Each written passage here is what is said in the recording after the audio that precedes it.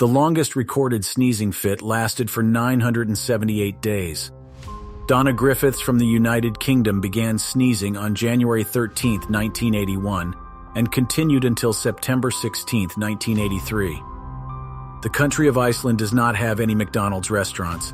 The fast food chain closed down all its locations in the country in 2009, following the financial crisis. The last McDonald's burger sold in Iceland is now on display at a museum. In Brazil, there is a town called Belo Horizonte where it's illegal to throw toilet paper into the toilet.